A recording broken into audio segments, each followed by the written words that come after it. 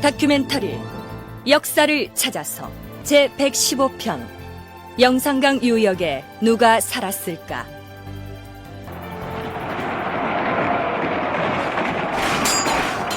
저항하는 자들은 모조리 목을 베어라! 항복하는 자는 목숨을 살려주어라! 대왕마마, 성문이 열렸사옵니다. 성 안으로 진격하라!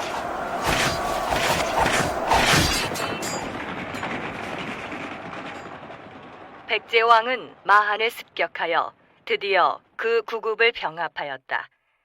마지막으로 원산과 금현 두 성이 항복하였으므로 그 백성을 한산 북쪽으로 옮기니 마한은 드디어 멸망하였다. 서울 지역의 터전을 잡은 백제가 점차 그 세력을 확장해 나가는 과정에서 드디어 마한을 공격하였고 결국 마한이 항복함으로써 마한은 멸망하고 맙니다. 삼국사계는 시조인 온조왕 때 마한을 병탄한 것이라고 기록되어 있으나 학자들은 대체로 3세기 말이나 4세기 초에 일어난 사건이라고 보고 있습니다.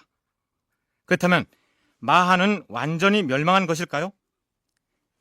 여기서 학자들의 의견이 갈립니다. 멸망한 것은 마한 전체가 아니라 마한의 맹주국이었던 목지국이었고 그렇게 되자 마한은 그 중심을 천안에서 익산으로 그리고 나중에는 나주의 반남으로 옮겨서 그 명맥을 유지했다. 이렇게 주장하기도 합니다. 그런데 대부분의 고고학자들은 영산강 유역, 즉 전라남도 서부 지역에서 나타난 고고학적 유물들을 근거로 해서 나주를 중심으로 한 세력은 마한과도 다르고 백제와도 다른 독립적인 문화를 가지고 상당히 긴 기간 동안 독자성을 유지해 왔다고 주장합니다. 오늘 우리가 탐색해 볼 내용이 바로 그 영산강 유역 세력을 어떻게 볼 것인가 하는 문제입니다.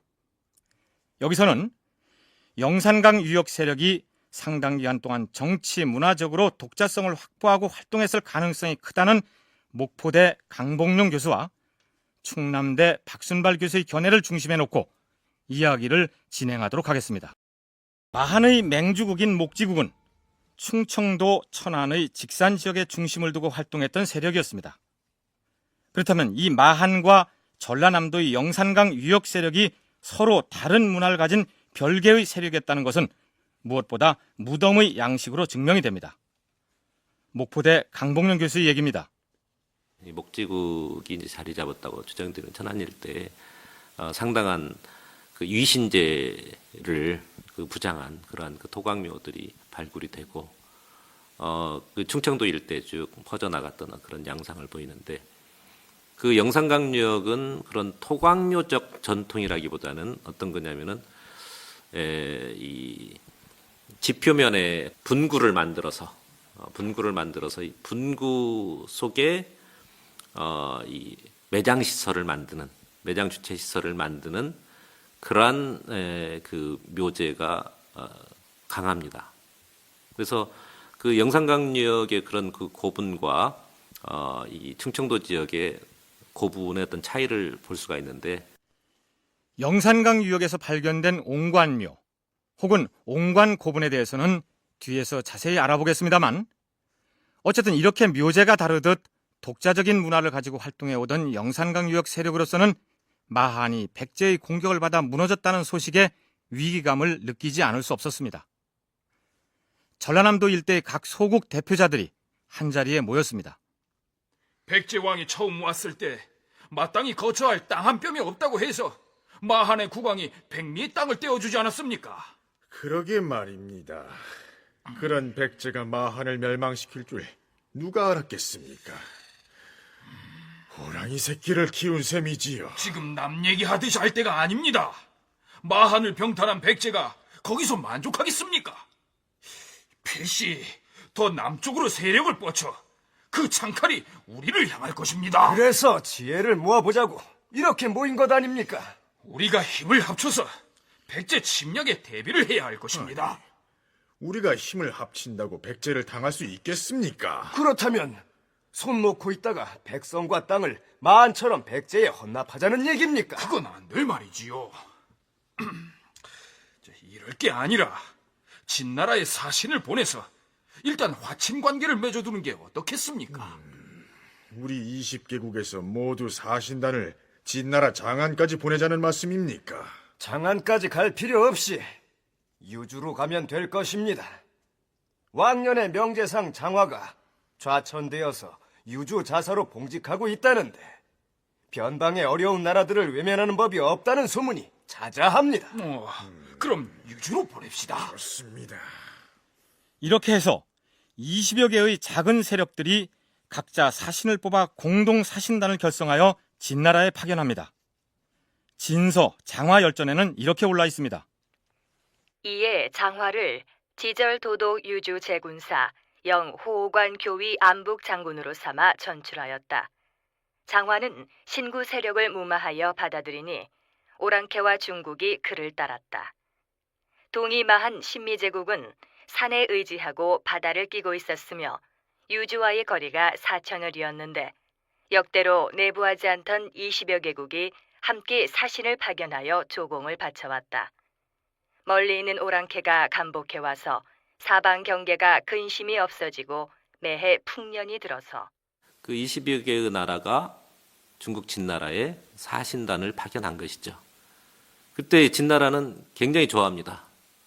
예, 저 남쪽에서 그 사신단이 와서 이제 그 변방의 근심이 없어지겠다. 뭐 이렇게 평가를 하면서 굉장히 좋아하는데 그렇지 않아도 그 9년을 통해서 백제를 견제해야 되는 어떤 그런 절박한 상황에 빠져 있었던 중국 진나라 측에서는 그 배후에 있는 백제 배후에 있는 또 다른 세력, 말하자면 신미제국이라고 불리는 그런 세력이 집단적으로 사신을 파견해 오니까 굉장히 기뻤겠죠. 그런데 이때 사신단을 파견한 나라들을 통칭하여 중국 사서에서는 신미제국, 즉 신미의 여러 나라라고 칭하고 있습니다.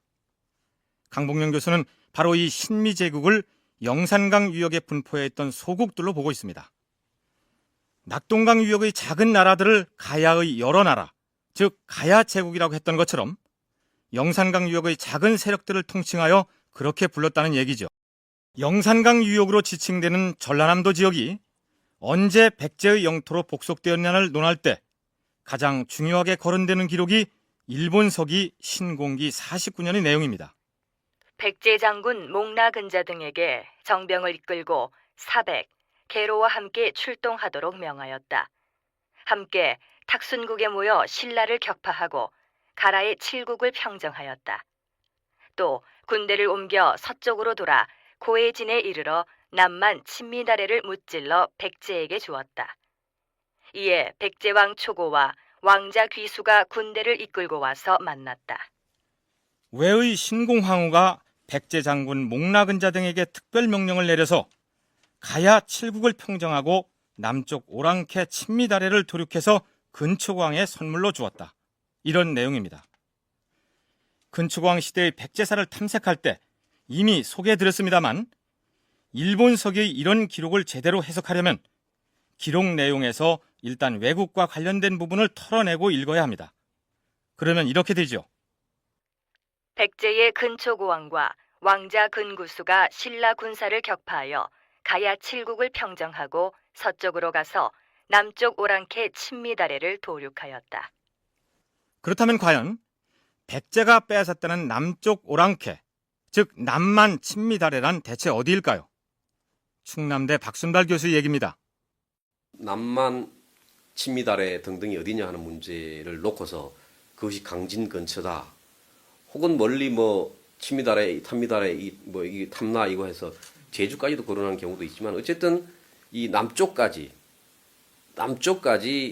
한반도의 남해안까지 백제가 평정한 것이 바로 일본 서기 기년이 이제 문제이긴 합니다만 신공기 49년조를 369년으로 이렇게 보는 관점이 되게 그 두 갑자 하강했을 때 그 무렵엔 적어도 한반도 남해안 그게 강진이 됐든 뭐가 됐든 남해안까지 백제가 말하자면 정복한 것이 아닌가. 그래서 마하는 그때 완전히 남부 마하는 무너진 것이 아닌가 하는 그러한 관점이 있었던 것이죠. 친미다래가 강진이 됐든 해남이 됐든 그동안 대부분의 학자들이 바로 이 일본 서기 기록을 근거로 해서 근초광 시기에 전라남도 해안 지역까지 완전히 백제에 복속됐을 것이다. 이렇게 주장해 왔습니다.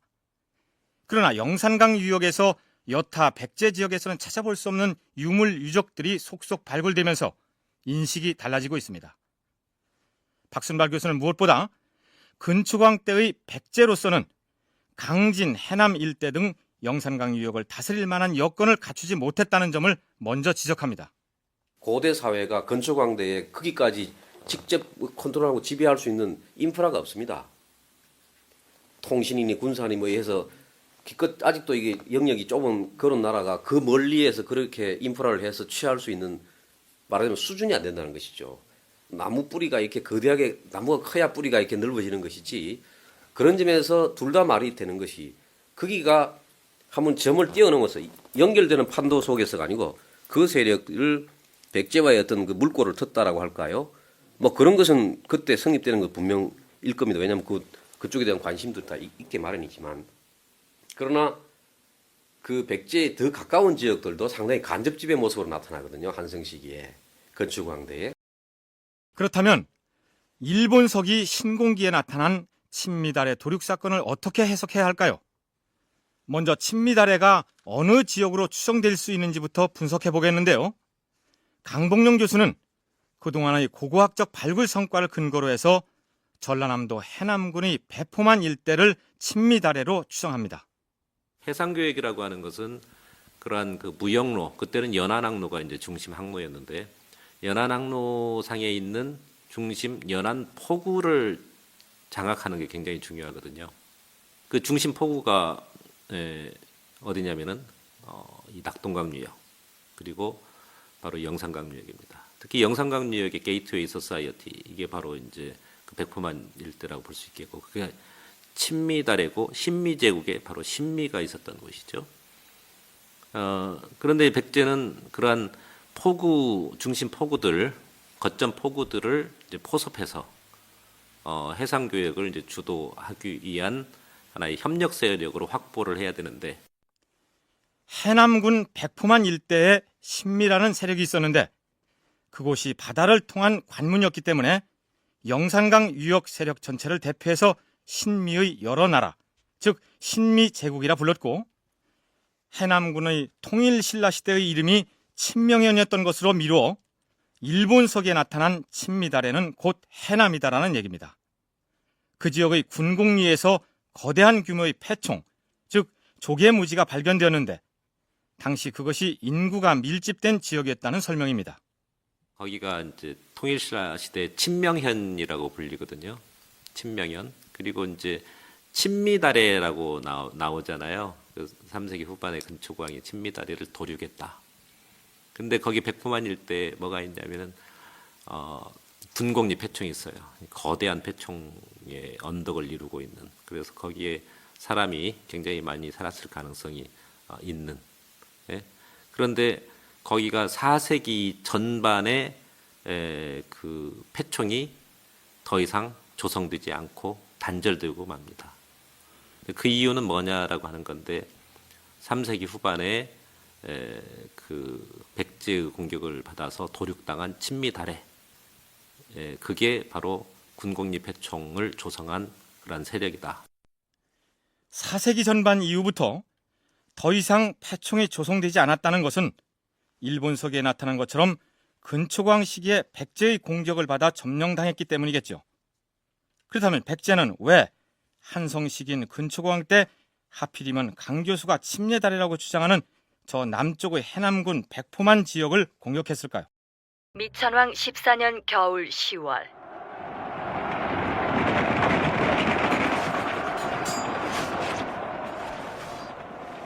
낙랑군을 침입하여 남녀 2,000명을 사로잡았다. 15년 가을 9월 남쪽으로 대방군을 침공하였다. 고구려의 미천왕이 한군연인 낙랑과 대방을 축출할 때가 서기 313년과 314년이었습니다. 그동안에는 낙랑과 대방이 중국과 한반도 그리고 일본 열도를 연결시키고 매개하면서 큰 번영을 누렸는데 이제 그들이 사라지고 나니 그 해상 교역권을 두고 백제와 고구려가 패권 다툼을 하게 됩니다. 그런데 백제는 고구려의 고국 원왕을 평양성 전투에서 전사시키는 등 양국 간 쟁패 과정에서 승리를 거두게 됩니다. 이제 모름지기 해상교육의 주도권을 우리 백제가 거머쥘 때가 되었다. 외와 중국을 연결해서 무역을 하자면 마땅한 거점이 있어야겠는데. 대왕마마, 외와 통교를 하기 위해서는 남쪽 해안에 전진기지를 마련해야 할 것이옵니다. 하운데 지금 그곳은 가야의 작은 나라들 영토이옵니다. 망설일까 무엇 있겠느냐. 가야 제국들에게 짐의 방침을 전하고 거역하는 자들이 있으면 군사를 보내 쳐부술 것이니라. 중국과 통교를 하자면 서남쪽의 신미 역시 확보해야 할 것이옵니다. 하운데 무슨 문제가 있느냐? 20여 신미 제국이 진나라의 사신단을 파견하여 중국과 직접 통교를 시도하지 않았사옵니까? 우리 백제의 명을 호락호락 받들지는 않을 것이옵니다. 그래. 좋다. 그렇다면 장군은 군사를 이끌고 가서 신미를 도립내고 해안 거점을 확보하도록 하라. 예, 대왕마마. 지금까지 낭랑대방군 주도의 그런 해상교육 시스템 속에 들어와 있었던 이 백포만의 친미달의 세력은 백제의 어떤 주도 시스템에 들어가지 않겠다라고 하는 거부감을 표시한 것이죠. 그것은 이 마한이 병탄될 때, 병탄당할 때, 이 영산강유역의 이 정치 세력들이 위협을 느끼고 진나라와 그 교역을 시도했던 어떤 그런 것을 염두에 두면은 백제를 용납하면 백제는 영산강유역을 완전히 병탄하고 말 것이다라고 하는 어떤 그런 위기 의식이 있었기 때문에 아마 저항을 했을 것으로 생각이 되고, 결국 백제는 지금의 해남군 백포만에 위치한 신미, 즉 친미다래를 무력으로 점거합니다. 이 백포만 인근에 살았던 세력들의 성격을 말해주는 것이 바로 이곳에서 출토된 유물들인데, 백제에게 침공을 당했던 4세기 중후반을 기준으로 유물 유적의 변화가 나타납니다. 군국립회총이 4세기 전반까지 조성되다가 이제 결국 중단되고 말고, 그 대신에 현산면의 고연리 일대에 새로운 고고학적 흔적이 나타나기 시작합니다. 그게 4세기 후반 이후로. 거기에서 이제 현산초등학교에 소장되어 있는 그런 그 토기라든가 백제토기, 가야토기가 더 많습니다만은 가야토기 이런 것이 이제 그 현산면 일대에서 발굴되고, 그다음에 그 이후에 그 성곽이 집중적으로 그 고연리, 현산면 고연리를 중심으로 해서 성곽들이 집중적으로 축조되고 하는 어떤 그런 모습을 보여줍니다. 그럼에도 불구하고 이 시기까지 영산강 유역이 백제의 영역으로 편입된 것이 아니고 독자 세력으로 남아있었을 것으로 보입니다. 근초왕이나 근구수왕의 관심은 동아시아 해상 무역을 위한 거점을 확보하는 데 있었지 영산강 유역을 영토로 차지하는 데 있지 않았기 때문입니다. 단순히 친미다래라고 불리는 곳에 거점 포구만을 백제에 내줬을 뿐 영산강 유역의 세력은 독자적인 세력으로 활동할 수 있었다. 강복룡 교수의 주장이 그렇습니다. 설령 백제가 그 지역 전체를 영역화하겠다는 의지를 가졌다 하더라도 4세기 말부터는 고구려의 대반격에 밀리고 있었기 때문에 엄두를 낼 상황이 아니었습니다. 고고학자들과는 달리 주로 문헌을 연구하는 학자들은 대체로 근초광 때 백제가 친미다래를 도륙하였다는 일본서계의 기록을 근거로 이 시점부터 백제가 전라남도 전 지역을 완전히 복속하여 지배했을 것이라고 주장하는데, 적어도 문헌 사료로만을 가지고 따진다면 그렇게 보지 않을 다른 증거가 없기 때문이기도 합니다. 무슨 얘기냐 하면, 가령 가야의 경우 삼국유사와 삼국사기 등의 기록이 남아있으나 영산강 유역, 즉 전라남도 지역에서는 어떤 사람들이 무슨 일을 하면서 어떻게 살았는지를 설명하는 기록이 보이지 않는다는 것입니다. 가야가 그 삼국을 통일한 신라에게 병탄됐는데 그 병탄되는 과정에서 그 신라의 그 왕실, 말하자면 문무왕이죠. 문무왕이 삼국을 통일하게 되는데 문무왕의 외가가 가야예요. 그래서 통일신라가 금관가야 지역, 김해 지역에 대해서 굉장히 그 관심을 많이 가지고 성역화를 시킵니다. 특히 그 시조라고 일컬어지는 수로왕릉을 중심으로 해서 성역화시키고 보호를 하고 보존하는 어떤 그런 조치를 취하고 그 기록을 또 보존하고 하는 것이 고려시대까지 남아서 그것이 이제 삼국유사라든가 이런 데 이제 들어갈 수 있었던 여지가 있었다고 생각이 되거든요. 그러면 이제부터 영산강 유역에서 상당 기간 동안 독자성을 가지고 활동했던 세력에 대한 성격을 자세히 살펴보기로 하겠습니다. 우선 마한이 멸망하고 나서도 아직 백제에 복속되지 않고 남아있던 영산강 유역의 세력을 마한 자녀 세력이라고 부르는 것에 대해서 강봉용 교수는 이렇게 얘기합니다. 동질 분화권을 가지고 있는 그런 정치적 실체로서의 많은 목지국을 중심으로 한 충청도 일원의 연맹체, 그게 이제 3세기 말경에 결국 백제에게 병탁남으로써 종료되었고, 그것하고는 조금 다른 성격의 그런 이 영산강 유역의 그 세력은 마한과 이 협조 관계를 맺으면서 우호적인 어떤 그런 세력으로 존속을 했는데 백제의 어떤 위협으로서 살아남기 위한 그러한 그 노력을 했던 그런 세력이고, 지역적 개념으로서는 영산강 유역도 마한이었지만 정치적 실체로서는 마한이 아닌 독자 세력이었다는 얘기인데, 정확한 비유가 될지 모르겠습니다만 예를 들자면 이렇습니다. 브라질이나 칠레는 아메리카 대륙에 있기 때문에 지역적으로 아메리카라고 불러도 되지만, 아메리카가 미국을 나타낼 경우 그 아메리카에는 속하지 않는다. 같은 논리로 백제에 합병되기 이전의 영산강 유역은 지역적 개념으로서는 마한으로 불러도 되지만 천안의 목지국이 중심이 된 정치적 실체로서의 마한과는 별도의 세력이다. 이런 얘기입니다. 조금 이색적인 주장을 소개하자면 영산강 유역이 본래 외의 본거지였다고 얘기하는 사람도 있습니다. 한은 대방의 남쪽에 있는데 동쪽과 서쪽은 바다로 한계를 삼고 남쪽은 외와 접경하니 면적이 4천리쯤 된다. 삼국지 위서동의전 한조에 실린 기록입니다.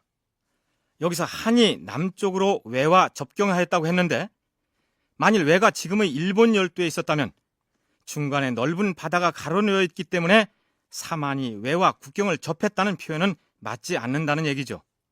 그 영산강유역이 원래 외의 본원지고 나중에 이제 백제에 병탄되면서 그 외의 세력이 일본 열도에 가서 외의 하나의 그 지류로 된 것인데, 그것을 우리는 본류를 잇고 그 지류인 파생 세력인 일본 열도의 외를 우리는 외라고 부른다. 그래서 그 외의 본류는 원래 영산강 유역에 있었다. 이게 이제 그 외 세력설입니다. 그 일본에 있는 외와 연대해 가지고 외가 여기에 새로운 뭐 세력을 세웠다는 것이 아니라 외의 본류는 여기에 있었다는 것이죠. 예, 하나의 그 이 해양 세력으로서 이 본류는 여기에 있었는데 결국 백제의 압박을 받아서 외는 본래 영산강 유역에 있었는데 백제의 압박을 받자 그 일부가 일본 열도로 건너가서 외국을 세웠다. 이런 얘긴데요. 북쪽에서 내려온 세력이 남쪽을 모두 지배하고 점령하였다는 고대사의 단골 도식인 것 같긴 합니다만, 글쎄요, 판단은 청취자 여러분께서 각자 하시기로 하죠. 우리 고대사에서 지금의 전라남도 서부에 해당하는 지역의 세력이 어떤 독자성을 가지고 활동했는지를 연구하는 학자들에게는 근본적으로 떠안게 되는 고민이 있습니다. 논문을 쓸 때 그곳에 존재했을 것으로 보이는 정치체를 뭐라 불러야 할지 막막하기 때문이죠. 가야와는 달리 마땅한 이름이 없기 때문에 우리 프로그램에서도 그냥 영산강 유역 세력이라고 했는데요. 영산강 유역의 어떤 그 정치적 실체를 뭐라고 부를까?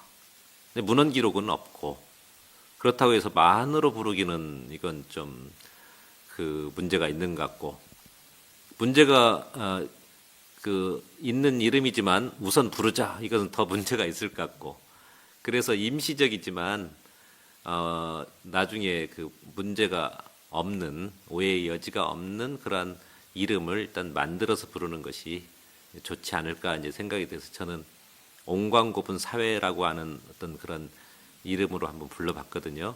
따옴표를 쳐서. 목포대 강복령 교수는 자신의 논문에서 영산강 유역 세력을 옹관고분사회라고 칭했는데, 전주교육대학 김주성 교수는 대형 옹관묘 사회라고 적고 있습니다. 그렇다면 여기서 영산강 유역 세력이 마한과도 다르고 백제와도 다른 독립적인 정치체를 유지해 왔을 것으로 판단하는 데 있어서 가장 강력한 고고학적 근거가 바로 옹관묘 혹은 옹관고분이라는 얘기가 됩니다. 여기서 옹은 독, 단지 혹은 항아리를 나타내는데, 옹기할 때의 그 옹자이고 관은 주검을 넣는 글자 그대로 관입니다. 그러니까 옹관고분이나 옹관묘를 순 우리말로 하자면 동무덤이 되겠죠. 옹관묘는 전 세계적으로 있습니다. 통시대적으로 있습니다. 언제부터 옹관묘가 나타나냐면 신석기 시대부터 나타납니다. 그러니까 토기로 그릇을 만들어 쓰기 시작하면 옹관묘의 묘제는 나타나고, 그건 전 세계적으로 나타납니다. 그건 최근에도 옹관묘는 쓰고 있습니다. 그 옹관묘는 일상적으로 일상적인 옹기로 사용을 하다가 사람이 죽으면 거기에 어린 아이를 넣어서 묻든지, 작으니까, 아니면 어른을 묻을 때는 2차장, 말하자면 뼈를 추려서 거기서 넣어서 묻든지, 이런 옹관묘는 통시대적으로 전 세계적으로 존속을 했고. 그러니까 흙으로 빚은 항아리를 평소에 생활용품으로 쓰다가 어린아이가 죽으면 시신을 거기 담아 묻는 것이 옹관묘인데, 그런 장례 풍습은 유별난 게 아니라는 얘기입니다. 그렇다면 영산강 유역에서 발견된 옹관은 어떤 특징이 있었다는 것일까요? 그걸 항아리로 쓰다가 사람을 묻는 어떤 그런 것이 아닙니다. 전용 관이에요. 관으로 쓰기 위해서 만든 것이거든요. 그래서 사람을 넣기 편리하게 U자형으로 이렇게 만들죠. U자형으로 두 개를 만들어서 이게 이제 합구를 하죠. 입구를 서로 이제 그래서 두 개 쌍으로 해가지고 만들어서, 그런데 그 길이가 한 2m, 크게는 3m가 넘는 것도 있습니다. 굉장히 큽니다. 일단 규모가 굉장히 크고, 그 다음에 견고합니다. 깨지지가 않아요. 이 강도는 오늘날의 거의 콘크리트 수준입니다. 이해가 가시죠? 일반 항아리와는 달리 시신을 넣을 수 있도록 특별히 제작된 장례용품이 바로 옹관이었는데, 유일하게 영산강 유역에서만 발견되는 것입니다. 그렇다면 옹관을 전문적으로 구워서 공급하는 가마가 따로 설치되어 있지 않을까요? 지난 2001년 8월 국내에서 최초로 옹관묘에 사용된 대형 옹관을 구워내던 가마터가 영산강변인 나주시 오량동에서 발견되어 고대 사학계의 이목을 집중시키고 있습니다. 영산강 유역을 중심으로 대형 옹관 고분들이 속속 발굴되어서 이 지역에 강력한 세력을 가진 고대 국가를 형성했다는 사실이 반증되고 있는 상황에서 옹관을 만들던 가마터가 발견됨으로써 이 지역 고대 사회의 숨겨진 비밀을 밝혀질 것으로 기대되고 있습니다. 길이가 2m에 이르고 무게가 100kg이나 되는 대형 옹관이어서 일반 옹기처럼 가마에 넣어 굽는 것이 불가능할 것으로 여겨져 왔었는데, 이번에 가마터가 발견됨으로써 그렇다면 시신을 옹관에 넣은 다음에 어떻게 매장을 했을까요? 각기 옹에 이렇게 포장이 돼서 옹관에 포장이 돼서 같이 아마 혈연적인 관계 있는 사람이 하나의 분구 속에 이렇게 하나의 무덤 봉분 속에 이렇게 죽는 순서대로 이렇게 묻는 그런 독특한 방식의 무덤들이 영산강 유역에 집중되어 있습니다. 그런 점에서 본다면, 그런 묘제의 특징으로 본다면 영산강 유역은 분명 특히 노령 이남은 그 이북에 있는 백제로 대표되는 지역과는 차이가 난다라고 볼 수 있는 것이고, 아울러서 생활 문화에 있어서도 토기의 형태에 있어서도 영산강 유역 나름의 독특한 그런 토기 문화들이 있습니다. 그래서 저는 가령 그것을 영산강 유역 양식이다라고 부르고 있습니다. 영산강 유역의 어떤 정치체의 명칭을 우리가 지금 추정할 수는 없기 때문에, 무슨 얘기냐 하면 시신을 한 구만 넣고 매장을 한 게 아니라 다수의 옹간을 한 무덤 속에 순서대로 넣어서 묻어 놓았다는 얘긴데, 전라남도 나주시 다시면 보감리에서 발굴된 보감리 3호분의 경우를 소개하면 이런 모습입니다. 조상들의 산산인 줄로만 알았던 마을 앞의 산이 고대 국가 시절에 무덤들의 아파트였다는 사실이 밝혀져 이 산산을 관리해오던 안동권씨 후손들을 깜짝 놀라게 하고 있다. 그동안 알려진 영산강 유역의 고분들은 그 구조적 취약점 때문에 도굴의 피해를 입었지만 보감리 3호분은 그 길이만도 45m가 넘는 거대한 규모였기 때문에 어느 누구도 그것이 고분인 줄 몰랐던 관계로 100년 전부터 문중산산으로 관리되어 온전하게 유지될 수 있었다. 이 고분은 한 분구 속에 온갖 묘를 비롯한 다양한 묘제가 망라된 43기의 매장 시설이 확인되어 죽은 자의 영혼이 집단으로 모여 사는 아파트와 같았는데, 집단의 정체성을 잘 설명해 주는 것이 묘제라고 일컫는 바에 다른 지역에서는 찾아볼 수 없는 이 대형 옹관 고분들이 어떤 지역에 어떤 범위로 분포되어 있는지를 살펴보면 우리가 영산강 유역 세력이라고 부르는 집단의 규모를 짐작할 수 있겠죠.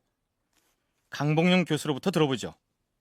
영산강 유역권하고 영산강 이 수계가 미치지 않는 이 서해안이라든가 남해안까지 다 포괄을 합니다. 그래서 그들은 같은 고분을, 굉장히 특이하지만 같은 고분을 공유했다는 것이죠. 근데 그 고분이 일반 서민의 고분이 아니라 지배층의 고분이거든요. 그래서 전라남도 서부 지역의 지배층들이 서로 문화적 동질성을 서로 그 확보를 했고, 그것을 바탕으로 한 정치적 하나의 그 동질성, 말하자면 연맹의 단계로까지 나갔을 가능성이 굉장히 큰 것이죠. 자, 그러면 대형 옹관 고변의 풍습을 가진 영산강 유역 세력이 어떤 정치 문화적인 실체를 갖고 있었다면 그 조직의 중심지는 영산강 유역 중에서 어디였을까요? 영산강 하류로 흘러들어가는 한 지류 중에 삼포강이 있는 이 삼포강과 영산강이 만나는 영암군 시종면 일대가 이 세력의 초기 중심지였는데 5세기 중반을 넘어서면서 상류인 나주 반남면으로 이동하게 된다. 강봉룡 교수의 분석이 그렇습니다. 하류는 바다에 인접한 곳이죠. 근데 상류를 이렇게 올라가면서 이 중심지가 이 반남면으로 이제 그 이동해가는 그런 모습을 보여줘요, 고고학적으로. 그리고 고분의 규모도 더 커지고 거기에 부장하는 부장품도 위세품이 대거 나타납니다. 시종 쪽에는 위세품이 굉장히 좀 초라해요. 위세품이 별로 없어요. 그래서 규모가 커지면서 5세기 중반을 넘으면서 무게 중심이 반남 쪽으로 이동하면서 이 고분의 규모도 커지고. 그러니까 초기의 중심지였던 하류 지역 옹관 고분의 경우 부장품도 영세하고 대단히 소박했는데 후기에 거점을 상류로 옮기면서 부장품도 화려해지고 또한 피장자의 위세를 과시하기 위한 위신제가 많이 발견된 뿐만 아니라 봉분도 대형화한 것으로 나타났다는 것입니다. 신천리 구호분에서는 뭐 금동관이라든가, 그 다음에 환두대도라든가, 그 다음에 금동 신말이라든가, 그 다음에 이제 여러 그 토기라든가, 뭐 철제류, 뭐 이런 게 굉장히 많이 쏟아져 나왔거든요. 그래서 지금까지 어떤 그 영산강 유역의 소박한 그 부장 문화가 어떤 위기 의식을 느끼면서 봉분을 굉장히 그 대형화하고 그 안에 위신제를 어떤 그 권위를 상징하는 그런 위신제를 부장하면서 하나의 집권적인 어떤 시스템을 만들기 위해서 노력하지 않았느냐, 그 흔적으로 볼 수 있지 않느냐. 충남대 박순발 교수는 신천리 9호분에서 발굴된 금동관이 상징하는 바가 가볍지 않다고 얘기합니다. 무덤 속에 묻힌 피장자가 금동관을 지니고 있었다는 것은 그의 신분이 예사롭지 않다는 증거겠죠. 이 금동관이 과연 한성기 말이냐 아니면 웅진기 초냐 이런 정도로 비정되는데 그때까지 금동관을 갖고 있다는 것은 자기가 그 정치체의 그 우두머리다는 사실임과 동시에 그것은 금동을 가지고 쓰는 그런 그 피장자의 모습은 일정하게 그 또 다른 어떤 상위 정치체로부터 사여받은 그런 관계를 보여주는 것이 대개 백제사 흐름 속에서도 그러하고 신라지역도 마찬가지입니다. 그렇게 본다면 적어도 신촌리 9호 을관 피장자의 단계에 이르러서 이제 백제와의 관계에서 아직도 간접 지배 정도의 모습을 보이는 것이 아닌가 이렇게 이해를 해야 되겠죠. 만일 이 무덤의 피장자가 지닌 금동관이 백제의 국왕에 하사한 것이라면 백제가 이 지역을 직접 다스리지는 않았다 하더라도 간접적으로 지배하지 않았을까 이런 의견입니다. 그러면 이번에는 백제와 영산강 유역 세력과의 관계를 가늠해 볼 수 있는 기록 한두 가지를 살펴보도록 하겠습니다. 백제국 대왕 마마, 소인은 탐나국에서 온 사신이옵니다. 오, 탐나에서 얘까지 사신이 왔다는 말이냐? 반갑구나, 반가워. 대왕 마마께 올릴 박물을 가지고 왔사옵니다. 오, 수고하였다. 짐이 탐나 사신에게 벼슬을 내릴 것이다. 내 그대를 은솔에 봉하노라. 서기 276년 아버지 계류왕이 고구려군의 포로가 되어서 아차성에서 참수를 당하자 아들 문주왕은 부랴부랴 남쪽으로 내려와 웅진에 도읍을 정합니다.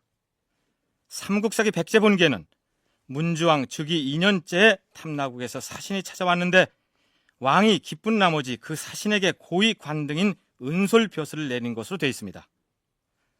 그러면 시간을 좀 건너뛰어서 동성왕 20년으로 가볼까요?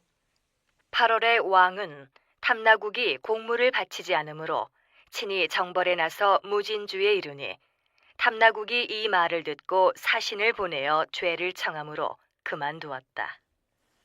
그동안 공물을 잘 바치던 탐나가 조공을 끊어버리자 왕이 직접 군사를 이끌고 오늘날의 광주인 무진주까지 무력 시위를 해서 탐나를 굴복시켰다는 얘기입니다. 그런데 일본서기에는 백제와 탐나의 교류에 관한 기록이 이렇게 올라 있습니다. 개체 2년 12월 남해 가운데의 탐나가 처음으로 백제국과 통교하였다. 외국의 개체왕 2년이면 서기로 508년으로 환산됩니다. 백제 문영왕 8년의 일이죠. 그러니까 일본 서기 기록에 의하면 서기 508년에 백제가 처음으로 남해바다 한가운데에 있는 탐나와 통교를 합니다.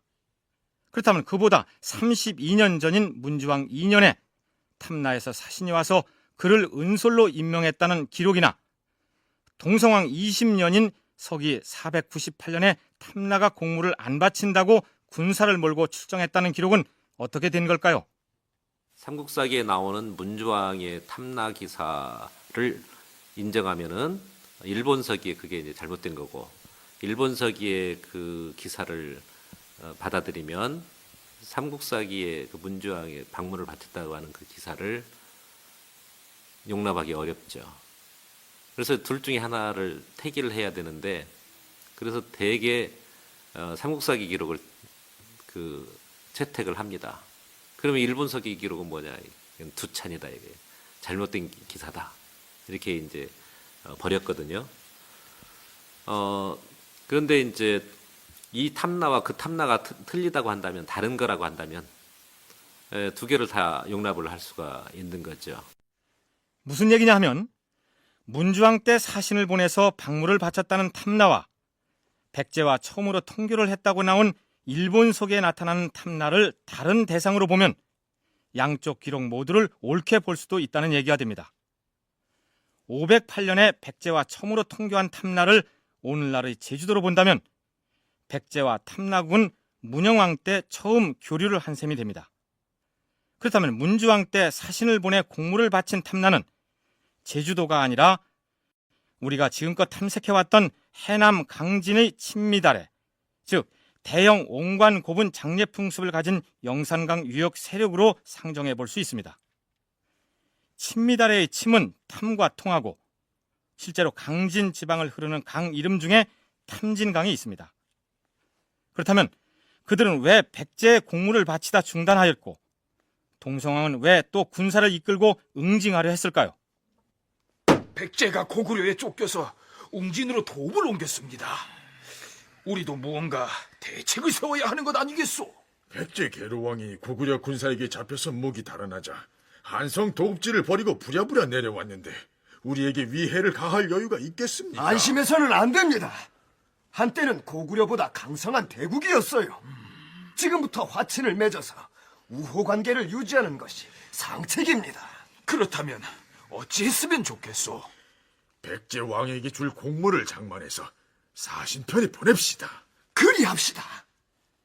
이렇게 해서 영산강 유역 세력은 백제 조정에 사신을 보내게 되었고 국난을 당해 남쪽으로 밀려 내려온 문주왕은 이들이 보낸 사신을 보자 감격해서 사신에게 큰 벼슬을 내렸던 것이죠.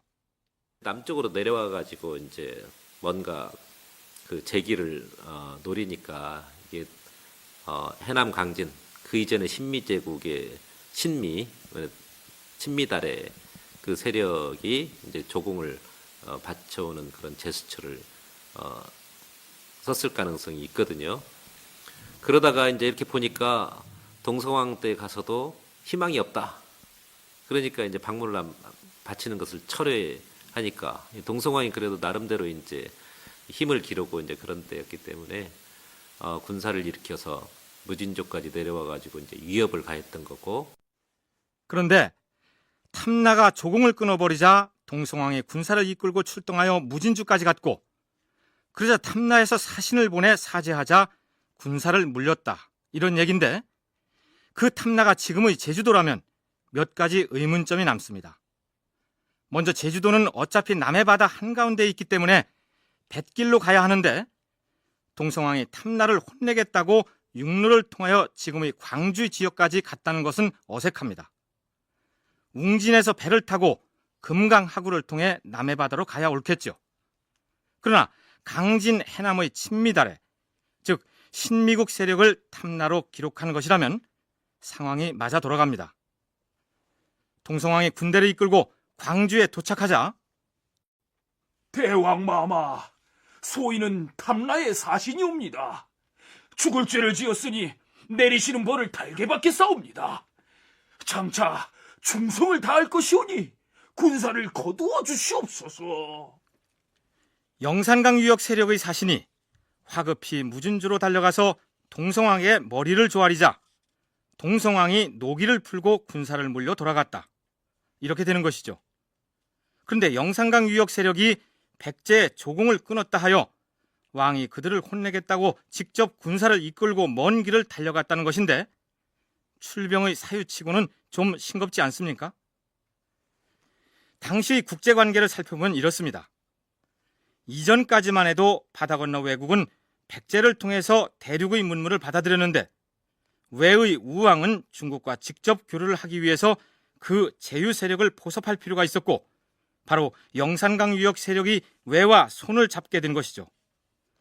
이 시기에 영산강 유역 세력과 일본 열도의 왜국이 긴밀하게 교류를 하게 되는데 이 교류의 흔적이 바로 영산강 유역에서 발견된 일본식 묘제입니다. 영산강 유역에 외식 그 전방 후원분이 나타나는 것은 바로 그러한 배경에서 이해를 할 수 있는데 특히 해남 쪽에 전방 후원분이 2개나 있습니다. 그 해남 쪽이 옛날 친미달의 신미라고 불려졌던 바로 그곳 아닙니까? 그곳에서 이제 백제 박물을 바치기도 했지만 아무래도 백제에 대해서는 이제 감정이 안 좋은 그런 전통을 가지고 있었던 곳이죠. 그래서 왜와 그 손을 잡고 그 백제를 배제하고 이제 그 중국과 통하려고 하는 그런 시도를 하니까 전방 후원분이란 앞부분은 사각형이고 뒷부분이 둥그런 원형으로 된 무덤 형식을 일컫습니다. 어쨌든 백제로서는 고구려와 대항하기 위해서 남쪽의 모든 세력을 자기 편으로 끌어들여 연합하려고 하는 시기에 영산강 유역 세력이 왜국과 연합하여 중국과 교섭을 시도하고 있었으니 눈엣 가시로 보였겠죠. 가야는 물론이고 신라까지 끌어들여 고구려와 대항하는 마당에 우리 백제를 배신하고 외와 손을 잡다니 용서할 수 없다. 내 이들을 도륙낼 것이니라.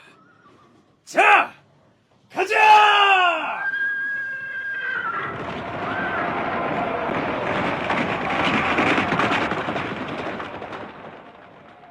그래서 동성왕은 영산강 유역 세력을 치기 위해 친정에 나섰고, 소식을 듣고 깜짝 놀란 영산강 유역 세력 쪽에서 사신을 급거 무진주에 파견하여 사죄함으로써 사태가 무마되었다. 이런 얘기입니다. 그렇다면 영산강 유역 세력이 백제에 확실하게 복속된 시기는 언제일까요? 강봉영 교수는 문영왕 시기쯤에 백제의 지배권 아래 들어갔고 성왕대에 이르러 백제의 행정체계로 완전히 복속되었을 것이라고 분석합니다. 문영왕 10년 봄 정월, 영을 내려서 제방을 튼튼히 하고 서울과 지방에 놀고 먹는 사람들을 모아서 농사를 짓게 하였다. 농업 생산력을 높이기 위해서 유식자, 즉 놀고 먹는 사람들에게 땅을 주면서 농사를 짓게 하고, 가야로 갔던 백제 사람들을 강제로 데려다가 호적을 고쳐주면서 대대적인 제방공사를 추진하는 상황에서 영산강 유역의 기름진 땅을 그대로 두지는 않았을 것입니다. 더구나 문영왕은 중국의 양나라에 사신을 보내서 이렇게 말합니다. 우리 백제가 고구려에게 격파되어 쇠약했었으나 이제는 여러 번 고구려를 쳐부수니 비로소 다시 강한 나라가 되었소이다. 다시 강한 나라가 되었다. 그 말 속에는 그동안 독자적으로 활동하던 영산강 유역 세력을 모름지기 백제가 병탄하였다는 의미도 포함되어 있을 것이다. 이런 얘기입니다. 그런데 성황대에 들어서 지방행정체계가 개편됩니다. 기존의 22 담로제에서 오방제로 바뀌게 되는데, 그렇다면 왜 지방통치체제를 개편하게 되었느냐? 영산강 유역을 새로운 영토로 편입시켰기 때문이다. 이런 얘기죠. 그 전에는 어떤 지방제도였느냐면 담노제도였거든요. 담노가 몇 개였냐면 22개의 담노였어요. 22 담노제에서 오방제로의 이 대개편을 단행한 게 성왕 때입니다. 왜 그러한 지방제 개편을 왜 단행했느냐? 새로 영토로 확보한 지역을 지방으로 편제를 하기 위한 것이죠. 전라남도 지역 굉장히 큰 땅인데, 그 전까지 그 백제가 하나의 지방제로 지배하고 있었던 하나의 영역은 충청도와 전라북도에 한정되어 있었는데, 오방제란 전국을 중방, 동방, 서방, 남방, 북방의 5방으로 나누고 그 방을 다시 몇 개의 군으로 나누어서 편제한 지방 통치 체제를 말합니다. 추정하자면 중방은 전북 지역을, 북방은 부여 이북의 충청도 지역을, 남방은 전남 지역을, 서방은 서해안 지역을, 동방은 부여 동쪽의 충청도 지역을 대상으로 편제한 광역 행정 단위였겠죠. 그럼 이번에는 영산강 유역 세력이 백제에 완전히 복속된 뒤에 나타나는 고고학적 변화들을 살펴보기로 할까요? 전라남도 지역이 백제의 지방 행정체계 속에 오방 중 남방으로 편제된 시기를 성왕 때로 보았는데, 이는 6세기 중반에 해당합니다. 그런데 공교롭게도 이 시기부터는 영산강 유역에서 대형 옹관 고분의 흔적이 사라진다는 것입니다. 옹관 구분이 6세기 초까지 존속하다가 6세기 중반을 넘어서면서 사라져요.